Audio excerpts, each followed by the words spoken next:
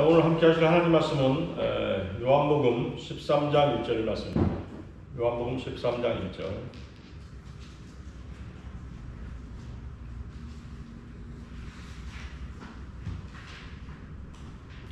찾으셨습니까?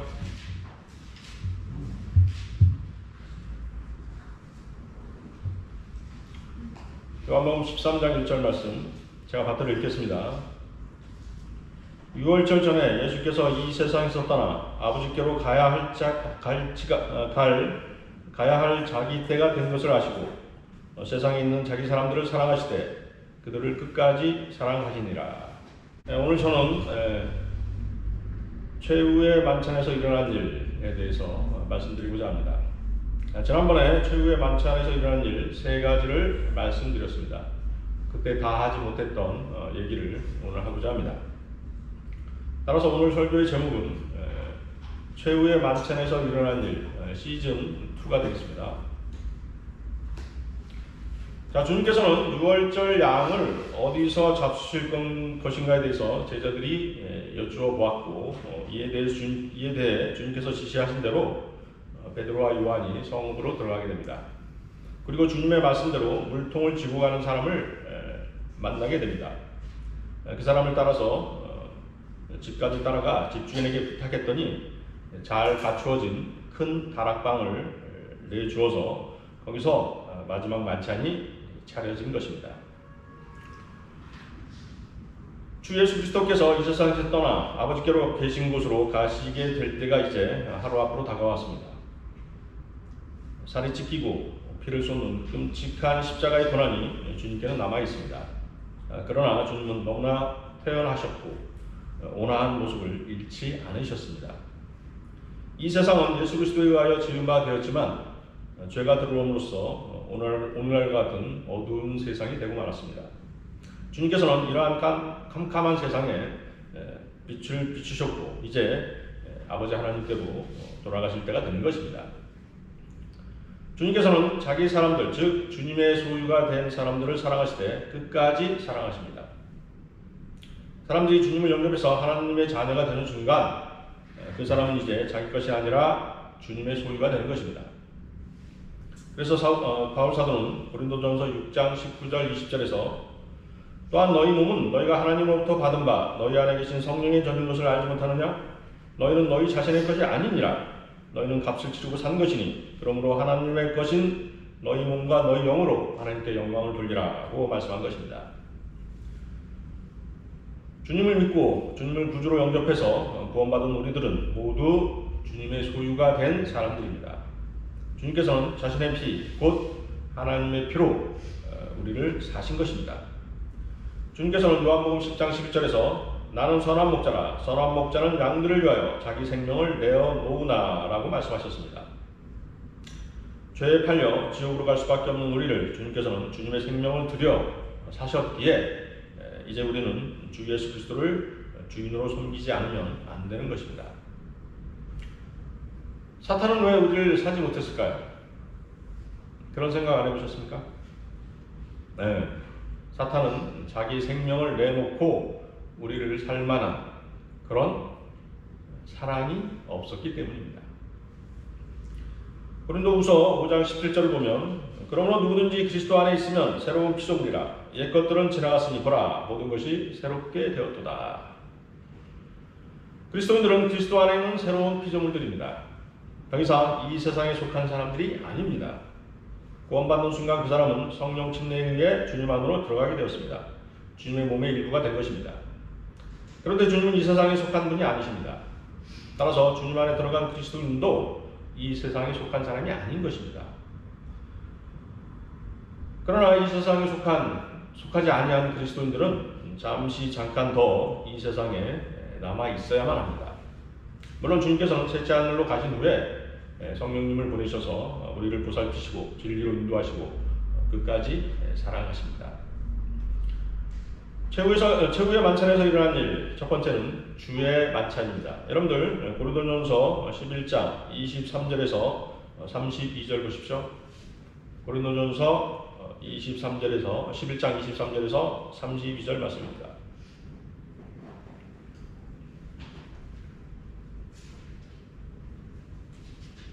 고린도전서 11장 23절에서 32절 말씀.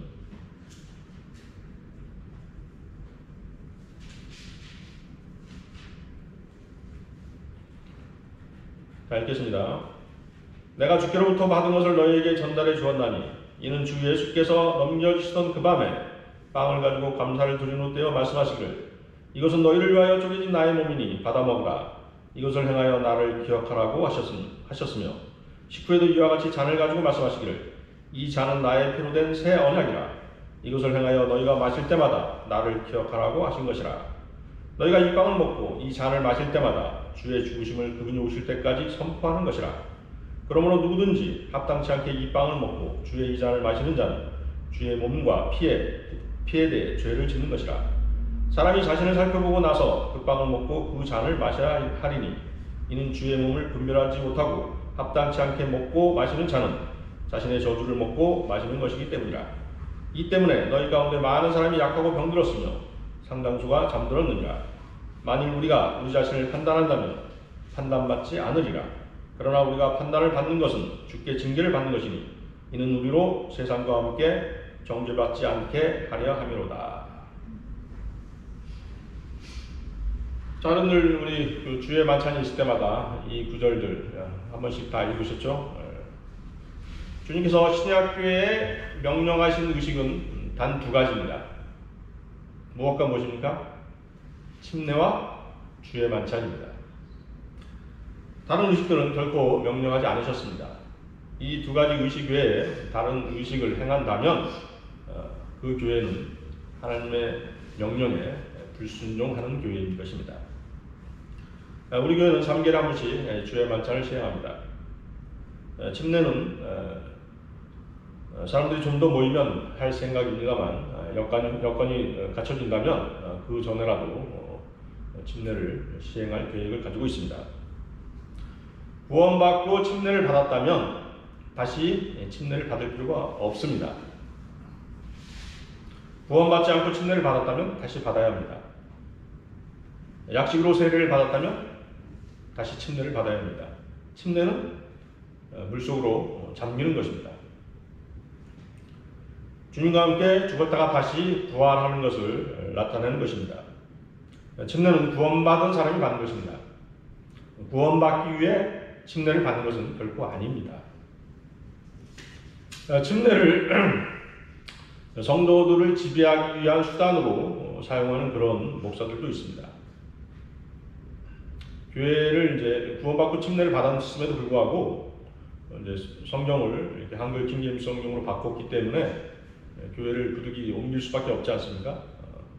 그렇게 됐는데도 불구하고 교회를 바꿨으니 나한테 침례를 받아야 된다라고 주장한다든가, 또 이제 일부 성도들은 내가 이제 새로운 목사를 만났으니까 다시 한번 침례를 받겠다든가, 그런 것들은 잘못된 생각인 것입니다. 아시겠습니까? 구원받고 한번 침례를 받았으면 더 이상 받을 필요가 없는 것입니다. 성경이 바뀌었건 또 목사가 바뀌었건 교회가 바뀌었건 한번 침례 받았으면 이걸로 끝인 것이에요. 그런데 나한테 설교를 들으니 나한테 다시 침례를 받아야 된다든가, 목사님이 바뀌었으니까 내가 새로운 목사님한테 뭐 침례를 받겠다든가 라고 하는 것은 잘못된 생각인 것입니다. 아시겠습니까? 자, 주의 만찬은 구약의 유월절에 뿌리를 두고 있습니다. 유월절은 그리스도께서 하실 일을 미리 보여주신 사건입니다. 우리는 주의 만찬을 통하여 그리스도께서 행하신 그 일들을 되돌아오는 것입니다. 여러분들 여기 잡고 고린도전서 5장 7절 8절 보십시오. 고린도전서 5장 7절에서 8절 말씀.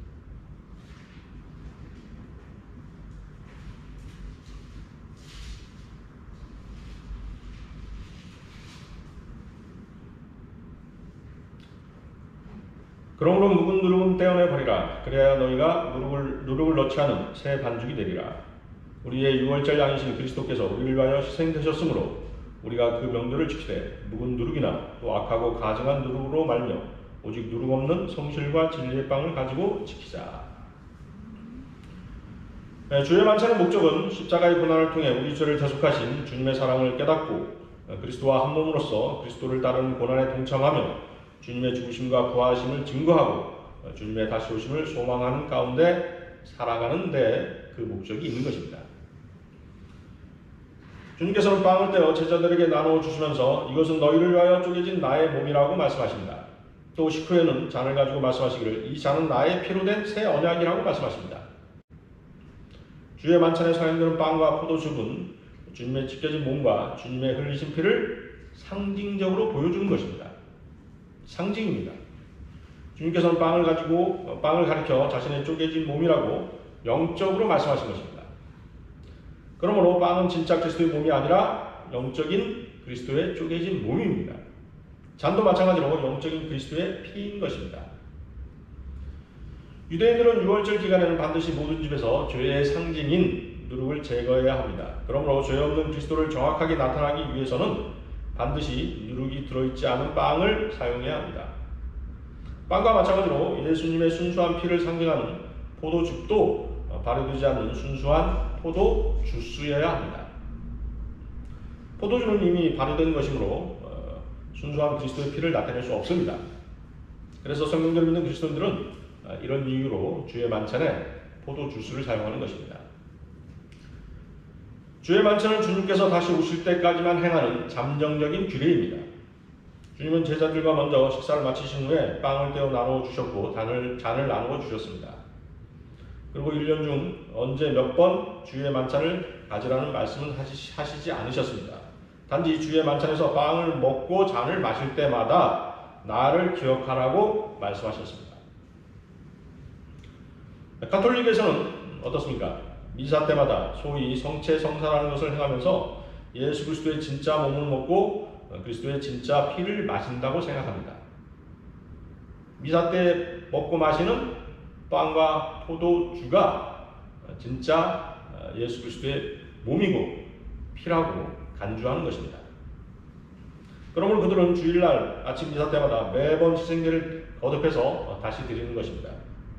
한 번 죽으심으로 모든 것을 완성해 놓으신 예수 그리스도를 두 번이고 세 번이고 계속 다시 죽게 만드는 것입니다. 로마 가톨릭은 중세 아미피에 잔에 담긴 포도주가 문자 그대로의 예수 그리스도의 피라는 것을 인정하지 않는 사람들을 다 화형에 처했던 것입니다. 이 잔은 나의 피로 된 새 언약이라 해서 새 언약은 예수 그리스도께서 나의 죄를 위하여 죽으셨음을 믿는 모든 사람들이 그 믿음으로 말미암아 구원받고 영생을 얻게 된다는 신약적 언약입니다. 자, 새 언약이 뭐라고요? 예수 그리스도께서 나의 죄를 위하여 죽으셨음을 믿는 모든 사람들이 그 믿음으로 구원을 받고 영생을 얻게 된다는 신약적 언약, 그것이 새 언약이죠. 자, 다시 여러분들 26절 보십시오. 고린도전서 11장 26절. 주의 죽으심을 그분이 오실 때까지 선포하는 것이라. 자, 그분이 오실 때까지 선포하는 것이라. 우리는 주의 만찬에서 그리스도의 피와 몸의 교제를 나누면서 그분의 죽으심만을 기억하는 것이 아니라는 것입니다. 우리는 그분의 죽으심과 동시에 그분의 다시 오심을 상기해야 하는 것입니다. 소망해야 하는 것입니다. 예수 그리스도의 다시 오심 없이 그분의 죽으심만을 기억하는 것은 아무런 소망도 없는 기념식인 것입니다. 성도들이 교제를 나눌 때, 여러분들 교제를 나눌 때 어떻습니까? 예수 그리스도를 통한 구원뿐만 아니라 주님의 재림을 다시 상기하는 그런 교제가 진정한 교제라고 말할 수 있는 것입니다. 가톨릭은 수백 년 동안 미사 때마다 성체 성사를 행하지만 결코 주 예수 그리스도의 재림을 소망하지 않습니다.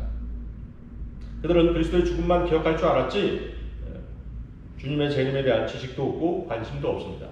왜 그럴까요? 그들의 교리는 부천년주의 교리입니다. 왕으로 다시 오시는 그리스도 대신 자신들이 이 세상을 영원히 통치하고 싶은 것입니다. 그렇기 때문에 주님의 다시 오심을 결코 소망하지 않는 것입니다. 자, 27절 보십시오. 그러므로 누구든지 합당치 않게 이 빵을 먹고 주의 이 잔을 마시는 자는 주의 몸과 피에 대해 죄를 짓는 것이라. 자, 합당치 않게 이 빵을 먹고 주의 잔을 마시는 것, 이것이 무엇일까요? 바로 가톨릭이 행하는 것입니다. 주의 만찬에서 먹는 빵과 잔은 가톨릭의 주장처럼 결코 그리스도의 진짜 몸과 피가 아니라는 사실을 여러분들은 유념해야 합니다. 주의 만찬에서의 빵과 잔을 그리스도의 진짜 몸, 진짜 피라고 생각하고 먹고 마시면 그것은 전혀 주님의 뜻에 맞지 않을 뿐더러 주의 몸과 피에 대해 죄를 짓는 것이라고 27절은 말씀하고 계신 것입니다. 주의 몸은 모든 구원받은 자들이 그리스도 안으로 성령 침례를 받아 형성된 몸, 즉 교회를 의미합니다. 그래서 한 몸을 이룬 그리스도인들이 주의 만찬을 통하여 교제를 나눌 때 여기에 참여하는 사람들은 모두 정결해야만 합니다. 자백하지 않는 죄가 있다든가 어떤 특정한 죄에 연루되어 있으면서 주의 몸의 교제에 참여하는 것은 주의 몸에 대한 모독이며 주의 몸을 파괴하는 것입니다.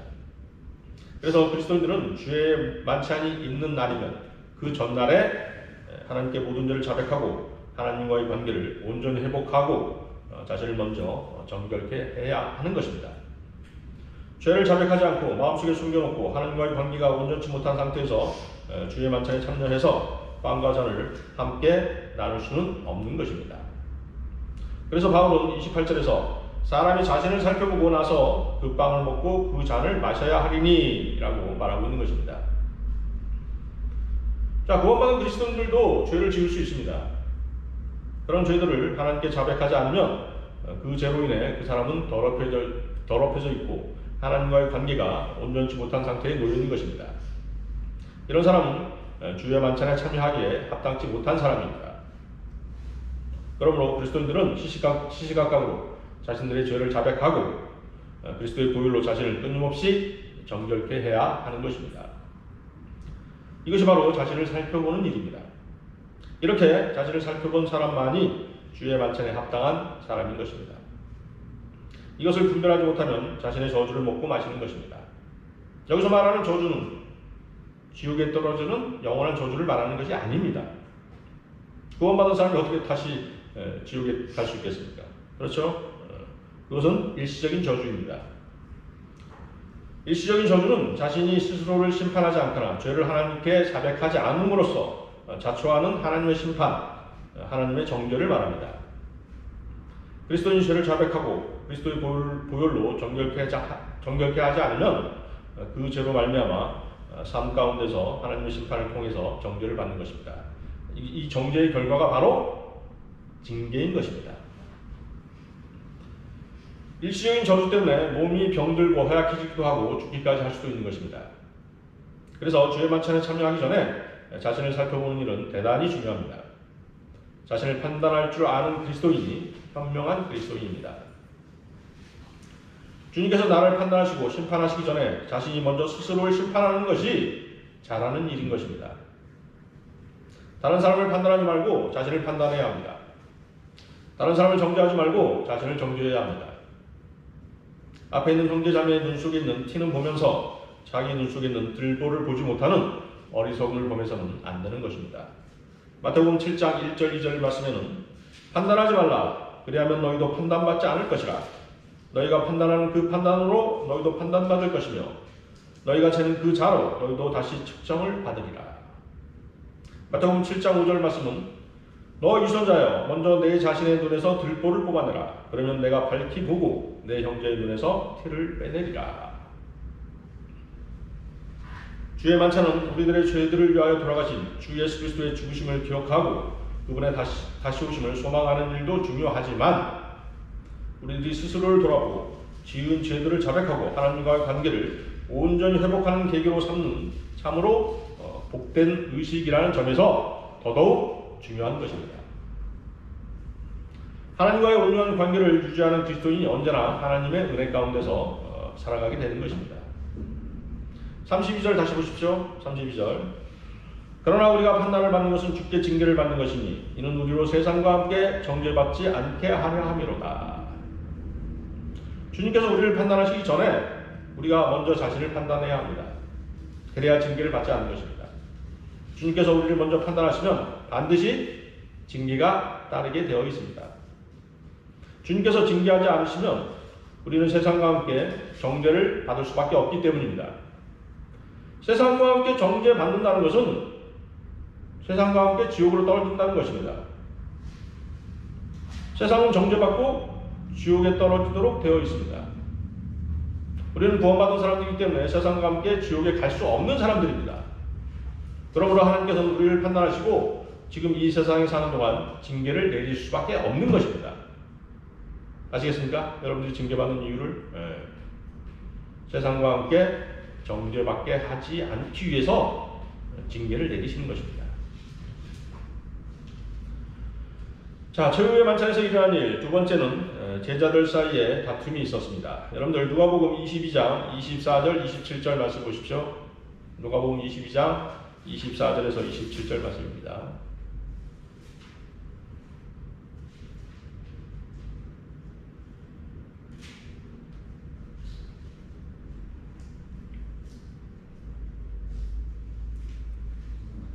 누가복음 22장 24절에서 27절 말씀. 또 그들 가운데 다툼이 있었으니 이는 그들 중에서 누가 가장 큰 자로 여겨지는가에 대해서라. 주께서 그들에게 말씀하시기를 이방 나라의 왕들이 그들에게 주권을 행사하며 또 그들에게 권력을 행사하는 자들은 공로자들이라 부르려니와 너희는 그렇게 되지 말고 너희 중에 가장 큰 자는 더 작은 자같이 되며 다스리는 자는 섬기는 자와 같이 되어야 할지니라. 앉아서 먹는 자와 섬기는 자 중에 누가 더 큰 자냐? 앉아서 먹는 자가 아니냐? 그러나 나는 섬기는 자로 너희 가운데 있느니라. 본문에서 우리는 주님의 제자들이 철없는 행동을 하고 있음을 보게 되는 것입니다. 내일이면 주님께서 십자가에 달리시는 참담하고 슬픈 일이 벌어질 터인데 제자들은 누가 더 크고 작으냐로 다투고 있는 것입니다. 이런 다툼은 이번이 처음은 아니었습니다. 여러분들 마가복음 9장 33절 35절 보십시오. 마가복음 9장 33절 35절.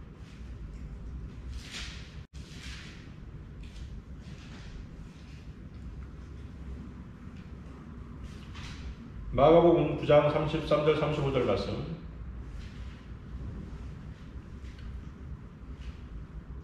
주께서 카퍼나움에 오셔서 집에 계실 때 그들에게 물으시기를 도중에 너희끼리 무엇에 관하여 다투었느냐고 하시나 그들은 잠잠하더라. 이는 그들이 도중에 누가 가장 큰 사람인가로 서로 다투었음이라. 주께서 앉으신 후 12를 불러 그들에게 말씀하시기를 만일 누구든지 첫째가 되고자 하면 모든 사람의 끝이 되고 모든 사람의 그 종이 될지니라고 하시니라. 또 요한과 야곱의 어머니가 자식들을 위해 왕국의 보좌를 탐냈던 그런 일도 있었습니다. 자, 여러분들 또 마태복음 한번 보십시오. 마태복음 20장 20절에서 24절 말씀. 마태복음 20장 20절에서 24절 말씀.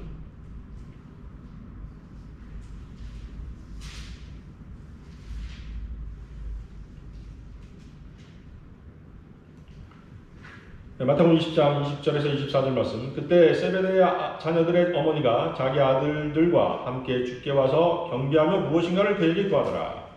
그러나 주께서 그녀에게 말씀하시기를 내가 무엇을 원하느냐고 하시니 그녀가 주께 말씀드리기를 나의 이 두 아들을 주의 왕국에서 하나는 주의 오른편에 하나는 주의 왼편에 앉게 해주소서라고 하니 예수께서 대답하여 말씀하시기를 너희는 너희가 구하는 것을 알지 못하는도다. 내가 마시려고 하는 그 잔을 너희가 마실 수 있으며 또 내가 받는 그 침례를 너희가 받을 수 있느냐고 하시니 그들이 주께 말씀드리기를 우리가 받을 수 있나이다 라고 하더라. 주께서 그들에게 말씀하시기를 참으로 너희가 내 잔을 마시고 또 내가 받는 침례를 받으려니와 나의 오른편과 왼편에 앉는 것은 내가 주는 것이 아니요 나의 아버지께서 예비하신 자들에게 주실 것이니라고 하시더라. 10명의 제자가 이 말을 듣고 그 두 형제에 대하여 분개하더라. 자, 세베대의 자녀들은 누구죠? 요한과 야고보입니다. 자, 세상 모든 어머니의 마음들과 똑같죠? 자식들이 잘 되기를 바라는 마음입니다. 그래서 어머니가 두 아들을 데려와가지고 먼저 두 아들들을 주님의 왼편과 오른편에 앉혀달라고 부탁을 하는 것입니다.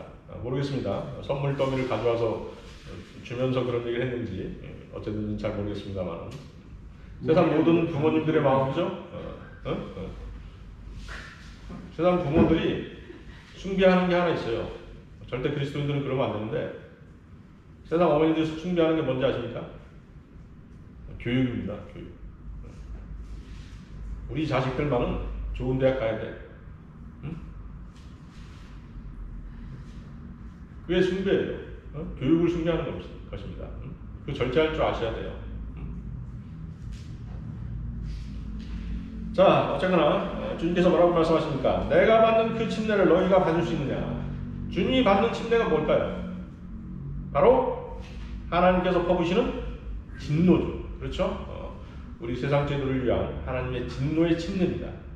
그것을 너희가 받을 수 있느냐라고 물어보니까 어떠세요? 요한과 야고보가 뭐라고 얘기했어요? 받을 수 있다고 우리가 받을 수 있나라고 얘기했죠.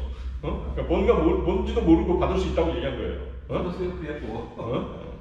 그러니까 지금 눈에 보이는 게 뭐예요? 주님이 받는 그 십자가의 죽음이 아니라 그건 알지도 못하면서 그 자리만 탐내고 있는 것이에요. 우리를 높여주십시오. 우리는 충성하겠습니다, 주님께. 지금 그 얘기하고 있는 것입니다. 절대 충성하겠습니다. 지금 그 얘기를 계속하고 있는 것이에요.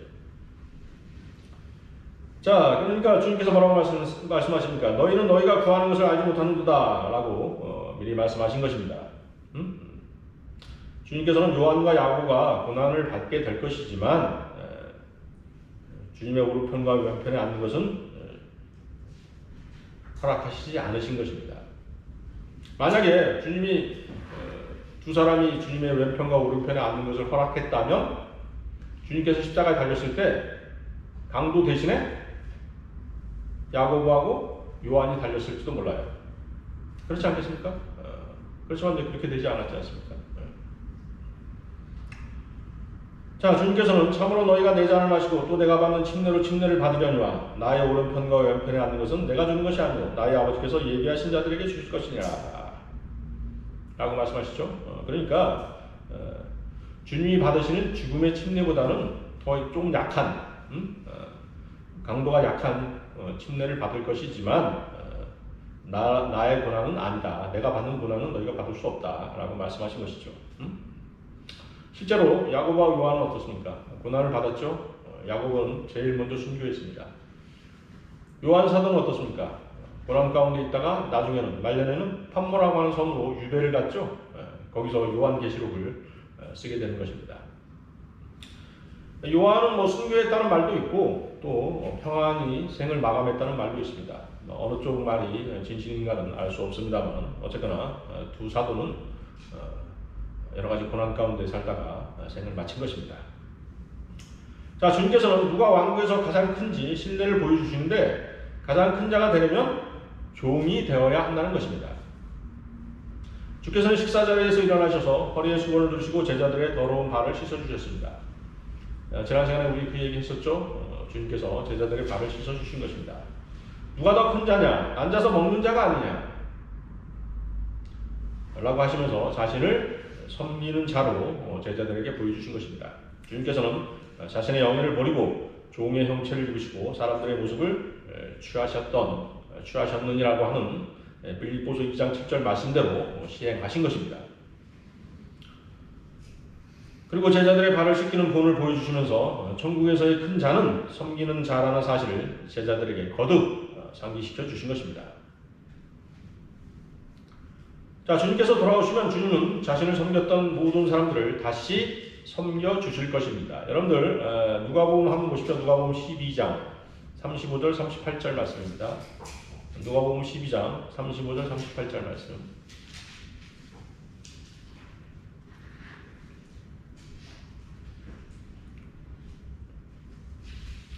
찾으셨습니까? 누가복음 12장 35절에서 38절 말씀. 너희 허리에 띠를 두르고 너희 등불을 밝히고 있으라. 그러면 너희는 주인을 기다리는 사람들과 같으니 주인이 혼인잔치에서 돌아올 때 그가 와서 문을 두드리면 그들은 즉시 열어주리라. 그 주인이 돌아와서 깨어있는 종들을 보리니 그 종들은 복이 있도다. 진실로 내가 너희에게 말하노니 그 주인이 띠를 두르고 식사를 위해 그들을 앉힌 후 곁에 와서 그들에게 시중 들리라. 또 주인이 제2경이나 제3경에 올지라도 그렇게 하고 있는 종들을 보리니 그런 종들은 복이 있도다. 자, 이 구절들은 1차적으로는 환난 유대인들에 관한 내용입니다. 그렇지만 37절 보시면 37절은 그리스도인들에게도 영적으로 적용이 가능합니다.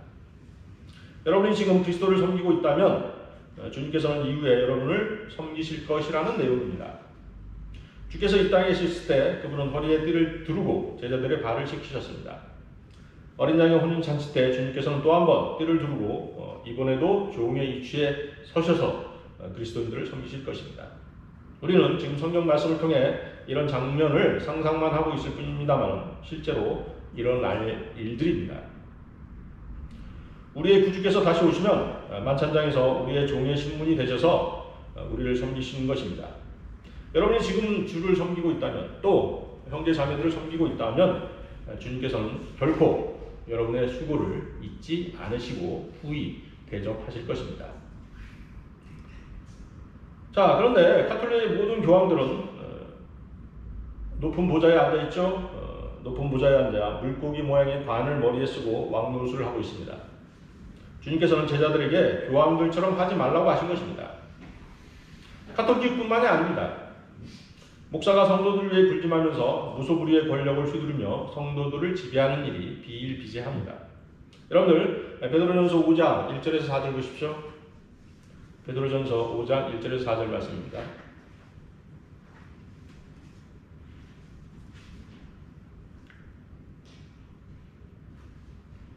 베드로전서 5장 1절에서 4절 말씀. 내가 너희 가운데 있는 장로들에게 권하노니 나도 장로된 자요 그리스도의 고난의 증인이며 또한 장차 나타나게 될 영광에 동참하게 될 자라. 너희 가운데 있는 하나님의 양무리를 치고 돌보되 마지못하여 하지 말고 자원함으로 하며 더러운 이익을 위하여 하지 말고 준비된 마음으로 하며 하나님께서 맡겨주신 자들을 지배하려 하지 말고 오직 양무리의 본이 되라. 그리하면 목자장이 나타나실 때 너희가 지르지 않는 영광의 멸류관을 받으리라. 성경에서 장로는 목사를 지칭하는 단어입니다. 신약교회에서의 장로들, 즉 목사는 회중을 바른 진리로 또 바른 길로 인도할 책임이 부여되어 있는 사람들입니다. 장로들은 목자가 양떼를 먹이듯이 양들을 인도하고 가르쳐야 하기 때문에 그들을 목사라고 부르는 것입니다. 목사는 하나님의 양들을 보호하고 먹이며 특히 그중 약한 자들을 돌보는 일을 해야 합니다. 권력을 잡고 휘두르고 사리사욕을 채우는 그런 자리가 아닌 것입니다. 성경대로 믿는 교회는 그런 목사를 인정해서는 안 되는 것입니다. 성경대로 믿는 교회가 가톨릭과 같은 국가교회나 교회의 국가를 인정하지 않는 것도 마찬가지 이치인 것입니다. 자, 최후의 만찬에서 일어난 일, 세 번째는 새 계명을 주셨습니다. 여러분들 요한복음 13장 34절에서 35절 말씀입니다. 요한복음 13장 34절 35절 말씀.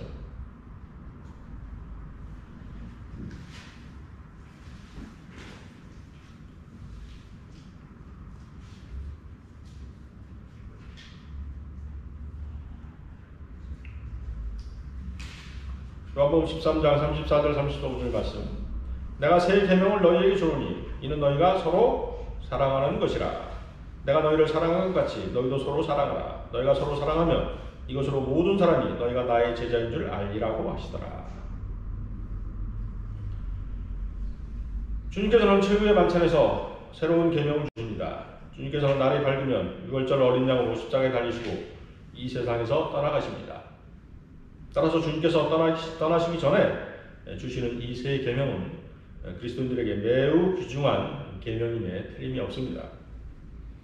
이것은 십계명이 아닌 새 계명인데 서로 사랑하라는 계명입니다. 이 새 계명은 자기 자신을 사랑하는 것이 아니라 형제 자매들을 사랑하는 것을 말합니다. 어떻게 사랑할 것인가? 주님께서는 이것에 대한 해답도 주셨습니다. 어떻게 사랑하라고 하셨습니까? 내가 너희를 사랑한 것 같이 사랑하라고 하셨습니다. 내가 너희를 사랑한 것 같이 너희도 서로 사랑하라.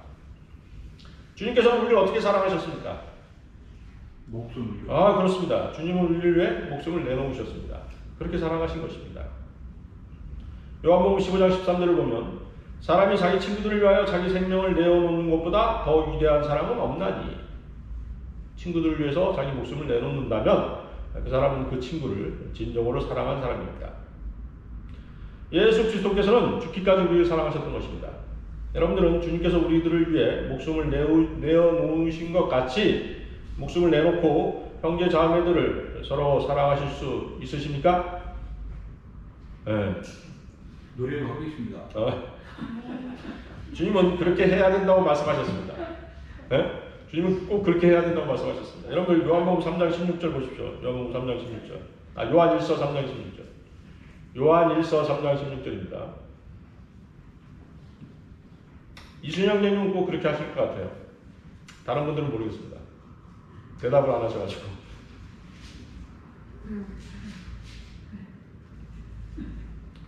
요한일서 3장 16절 찾으셨나요? 이로써 우리가 하나님의 사랑을 아노니 이는 그분이 우리를 위하여 자신의 생명을 내어 놓으셨습니다. 따라서 우리도 형제들을 위하여 우리의 생명을 내어 놓는 것이 마땅하도다. 자, 주님께서는 새 계명을 주시면서 또 이렇게 말씀하십니다. 여러분들 아까 보셨던 요한복음 13장 35절 다시 보십시오. 너희가 서로 사랑하면 이것으로 모든 사람이 너희가 나의 제자인 줄 알리라. 자, 세상 사람들이 우리가 그리스도의 제자라, 참 그리스도의 제자라는 걸 어떻게 안다는 것입니까? 우리가 주 예수 그리스도를 따르고 형제 자매들을 사랑하는 그런 모습을 보고 저 사람들이 그리스도인구나, 그리스도인들은 저렇게 하는 것이구나 라고 보고 배우고 느끼는 것입니다. 다른 것으로 저 사람들은 그리스도인이냐라고 판단하는 것이 결코 아니라는 것입니다. 아시겠습니까? 밖에 나가서 기타 치고 노래 부르면서 하나님은 사랑이세요, 그런다고 해서 우리들을 그리스도인으로 인정하는 게 아니라는 것이죠. 네? 어떻게 그리스도라는 걸 안다는 것입니까? 형제 자매들이 서로 사랑하는 걸 보고 저 사람이 그리스도인이구나 라고 하는 것을 진정으로 인정한다는 것입니다. 여러분들 요한일서 또 보십시오. 요한일서 2장 7절에서 11절 말씀입니다. 요한일서 2장 7절에서 11절.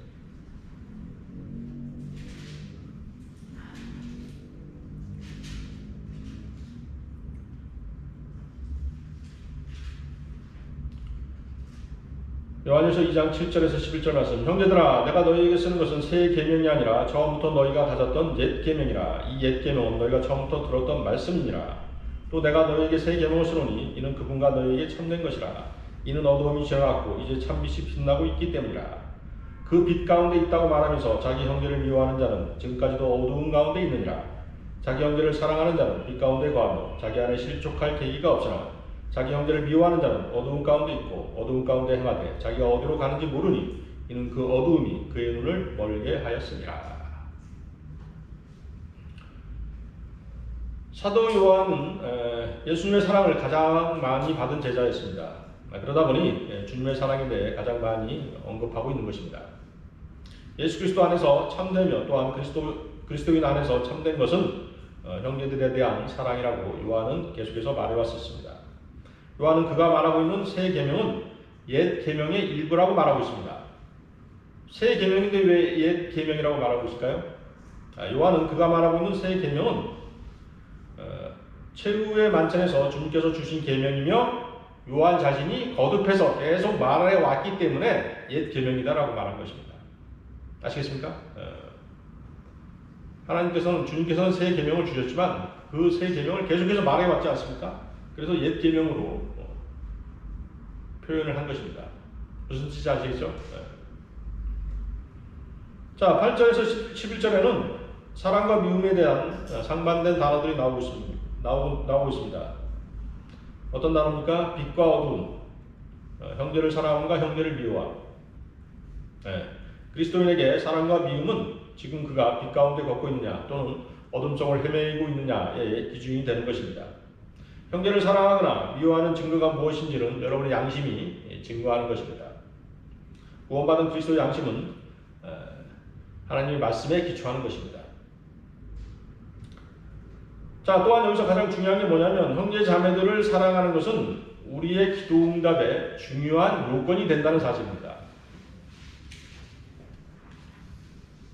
요한일서 3장 21절 24절 보십시오. 요한일서 3장 21절 24절.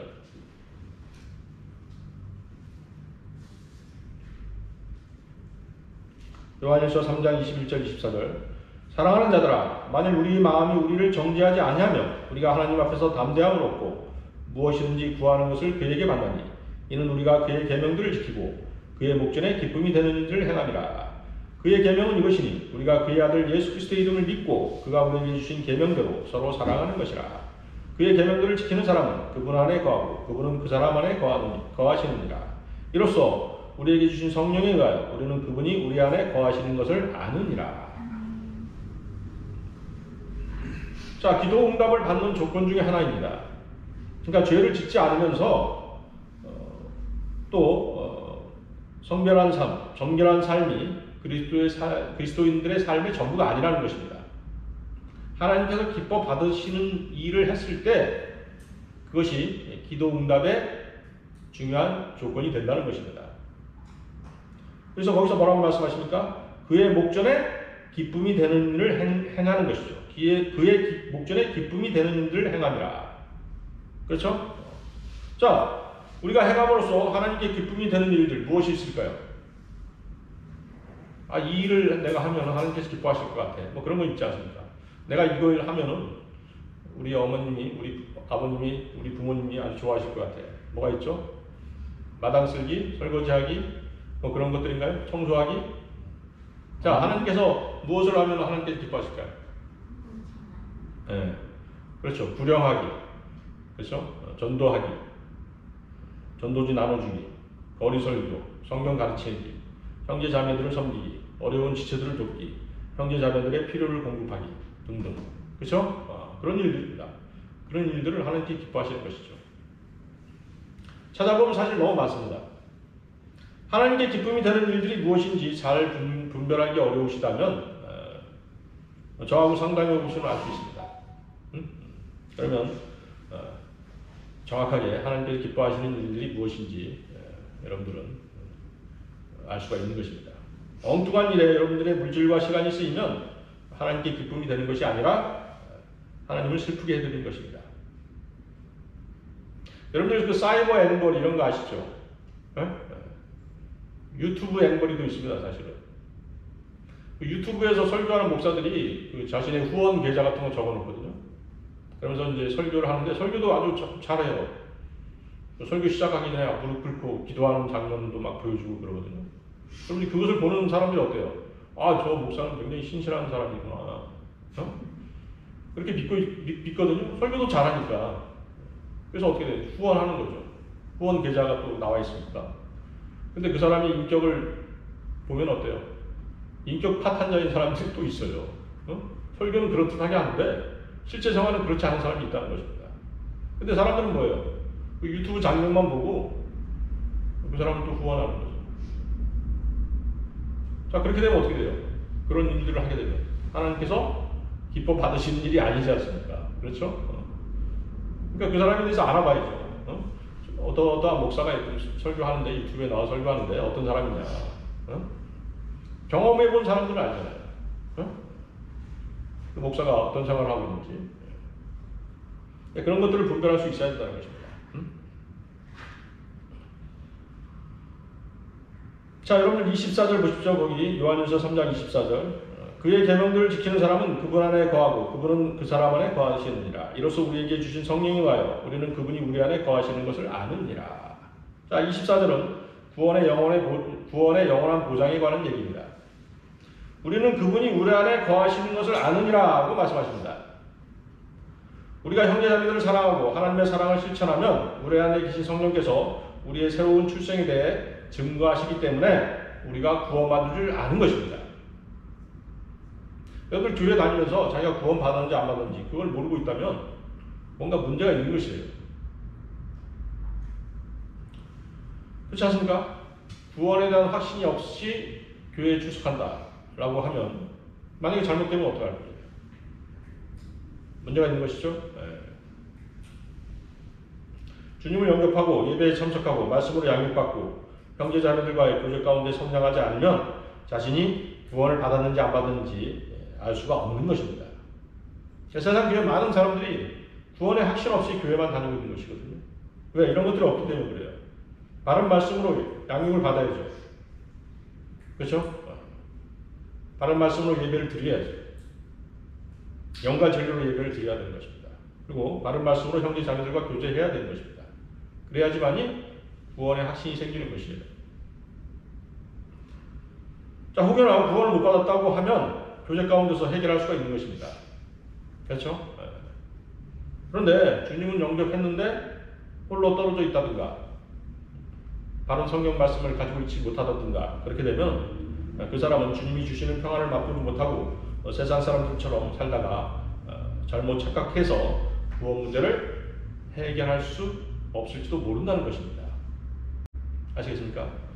그래서 여러분들이 이제 누구를 전도해서 영접시켰다고 한다면 물론 이제 거리에서 하다 보면 다 이제 떠나가는 사람들이 대부분이긴 하지만 가까운 친인척들은 어떻습니까? 가까운 친인척들은 영접시켰다고 한다면 바른 말씀으로 인도해서 구원의 확신 가운데 살아갈 수 있도록 거기까지 인도해 주셔야 하는 것입니다. 아시겠습니까? 자, 오늘 설교의 결론입니다. 로마 카톨릭이 행하는 의식 가운데 가장 중요한 의식이 미사입니다. 영어의 웹스터 사전에 따르면 미사라는 단어의 뜻은 여가, 일을 쉬는 것, 축제나 휴일을 의미합니다. 그래서 카톨릭은 celebrating the 미사라는 표현을 씁니다. 주 예수 그리스도의 희생과 죽음에 대해 축하해야 될 이유가 있는 것입니까? 여러분들 주 예수 그리스도의 죽음에 대해서 축하하고 있습니까?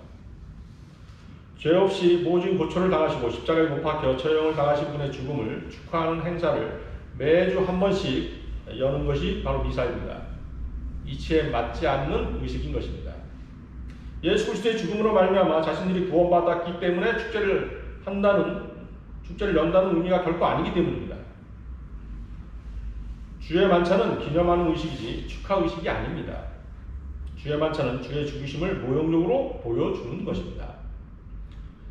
카톨릭 교인들은 죄에 대한 속죄가 아직 진행 중이라고 믿습니다. 그래서 그들은 미사라는 축제 의식을 통해서 주님을 매주 일요일마다 다시 십자가에 못 박아 희생시키고 있는 것입니다. 미사는 카톨릭 교회의 필수 의식입니다. 핵심 의식입니다. 만일 미사를 없앤다면 카톨릭의 교리와 실행 전체가 사라질 수밖에 없습니다. 카톨릭 교인들은 미사에 참여해 영성체, 즉 주님의 살과 피를 받아 먹어야 구원을 받을 수 있다고 믿고 있습니다. 사도 바울은 예수 그리스도의 죽음은 한 번의 속죄제를 영원히 드린 것이라고 했고 이교도 제사장들이 바치는 다른 희생제는 마귀들이 하는 것이라고 말한 적이 있었습니다. 로마 카톨릭이 행하는 미사는 매주 예수 그리스도를 죽이는 희생제를 드립니다. 결국 미사는 이교들이 우상에게 산 제물을 바치는 희생제사를 그대로 답습하는 것에 불과한 것입니다. 주의 만찬은 주의 잔과 주의 식탁이지만 미사는 마귀들의 잔이며 마귀들의 식탁입니다. 마귀들의 잔은 발효된 포도주지만 주의 잔은 포도 열매에서 난 포도즙입니다. 주의 잔은 새 포도주인데 그것은 포도의 순수한 피라고 성경은 말씀합니다. 그것은 포도송이를 짜서 잔에 받아낸 음료입니다. 카톨릭 미사에 쓰이는 포도주는 알코올이 들어간 술이기에 용의 독이며 독사들의 지독한 독인 것입니다. 만일 미사에 쓰이는 빵이 실제 예수 그리스도의 살이라면 그것을 삼키는 사람은 식인종이 되는 것입니다. 발효된 포도주가 그리스도의 문자적인 피라면 그것을 마시는 사람은 드라큘라가 되는 것입니다. 그리고 미사 때 그리스도의 실제 피를 마시는 것이라면 그 행위는 율법 이전이나 율법 아래서나 율법 이후에 반드시 절대로 피를 마시지 말라고 하는 하나님의 명령을 거역하고 있는 것입니다. 여러분들 아시죠? 율법 전, 율법 아래, 율법 이후에도 하나님께서는 절대 피를 먹지 못하게 하셨습니다. 주의 완전 때 나오는 빵과 포도주는 비유적 상징적인 것들이며 실제 살과 피가 결코 아닙니다. 주님께서는 이 잔은 나의 피로 된 새 언약이니 이는 너희를 위하여 흘리는 것이라고 하셨을 때 그때 주님이 십자가에 달리시기 전이었습니다. 그렇습니까? 주님의 피가 흘려지기 전이었던 것입니다. 주님께서 이것이 너희를 위하여 주는 나의 몸이니 라고 하셨을 때 그것은 주님의 살을 말하는 것이 결코 아닙니다.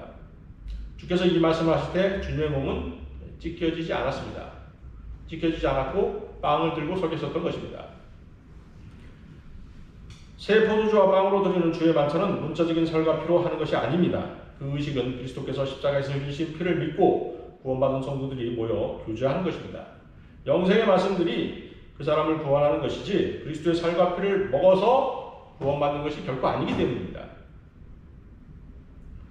가톨릭 신자들은 말로는 복음을 전합시다 하지만 그들은 복음이 무엇인지 결코 알지 못하는 사람들입니다.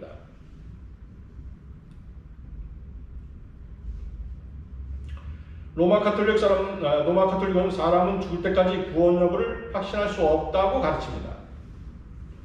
그러나 주님께서는 내 살을 먹고 내 피를 마시는 자는 누구든지 영원한 생명을 가졌나니 라고 요한복음 6장 54절에서 말씀하셨습니다. 카톨릭은 미사를 매주 해야 하는데 미사 때 그리스도의 살과 피를 먹고 마셔서 영생을 얻었다가 주중에 잃어버리기 때문에 다음 주 일요일에 다시 또 미사를 진행하는 것입니다. 주님께서 뭐라고 말씀하셨습니까? 내가 생명의 빵이니라. 내게 오는 자는 결코 배고프지 아니하며 또 나를 믿는 자는 결코 목마르지 아니하리라고 요한복음 6장 35절에서 말씀하셨던 것입니다. 자, 여러분들 노벨 평화상을 받은 테레사 소녀 아십니까? 테레사 소녀는 자기가 죽어서 어디로 가는지 말할 수가 없었습니다. 지금까지 살았던 모든 교황들, 지금 살고 있는 교황도 마찬가지입니다만 모든 교황들은 자신이 죽으면 어디로 갈 것인가에 대한 간증이 전혀 없는 사람들입니다. 로마 카톨릭 미사의 가장 큰 문제점은 교황들조차도 왜 미사를 진행해야 되는지를 알지 못한다는 데 있습니다. 주의 만찬은 주의 죽으심을 그분이 오실 때까지 선포하는 것이라고 고린도전서 11장 26절은 말씀하셨습니다. 그런데 자신들이 계속 왕노릇하기를 원하는 교황들은 결코 주님의 다시 오심에 대해 이야기하지 않는 것입니다. 배교는 카톨릭으로부터 시작해서 카톨릭으로 끝나는 것입니다. 네, 다 같이 기도하시겠습니다. 우리의 믿음과 선한 양심을 붙드셔서 파선치 않게 하시고 오히려 확고하게 지키셔서 소망의 항구로 인도하시는 위대하신 주 하나님 아버지께 이 시간 감사와 찬양과 모든 영광을 돌려드립니다. 오늘 저희들 두 번째로 최후의 만찬에서 일어난 일들에 대해서 성경 말씀을 나누었습니다. 주님께서는 주의 만찬을 통해서 주님의 찢겨진 몸과 흘리신 피의 고난을 통해 우리를 구속하셨음을 상기시켜 주셨고 주님 오시는 그날까지 주의 만찬을 행함으로써 주님의 다시 오심을 소망케 해주셨습니다. 또 주님께서는 우리에게 서로 사랑하라는 새 계명을 주셨습니다. 우리 육신이 약하여 할 수 없다면 주님의 말씀과 주님의 능력으로 형제자매를 사랑하게 하시고 또 무엇보다도 우리의 온 힘을 다해서 또 혼을 다하고 생각을 다하고 마음을 다하여 주 하나님을 사랑할 수 있게 도와주시옵소서. 여기 보기 중인 형제자매들에게 고난과 시험과 갈등이 있다면 기도하게 하시고 주님의 피 흘리신 고난을 생각하게 하셔서 주님의 그 크신 사랑 안에 모든 갈등과 시험과 고난이 녹아들게 하셔서 복음과 올바른 진리의 지식을 전파하는데 한마음 한뜻이 되도록 인도하여 주시옵소서. 저희들의 기도 제목을 주님께서는 잘 알고 계십니다.